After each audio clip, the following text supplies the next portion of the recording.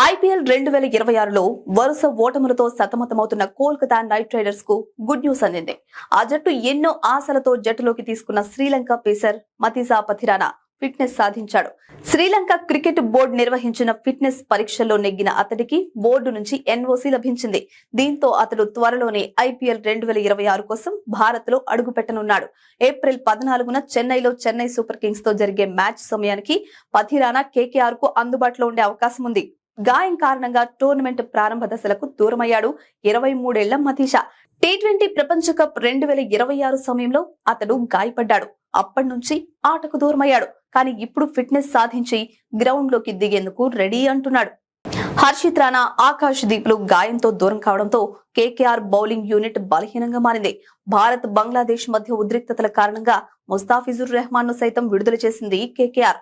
ఇలాంటి సమయంలో మతీషా అందుబాటులోకి రావడం ఆ జట్టుకు ఊరటనిస్తోంది. శ్రీలంకకు చెందిన మతీసా పథిరానా డెత్ ఓవర్ స్పెషలిస్ట్ గా పేరుగాంచాడు. ఐపీఎల్ 2022లో తొలిసారి ఈ లీగ్ ఆడాడు. చెన్నై సూపర్ కింగ్స్ అతడిని సొంతం చేసుకుంది. జట్టులోకి వచ్చిన అతి కొద్ది కాలంలోనే అతడు నమ్మదగ్గ బౌలర్ గా మారిపోయాడు.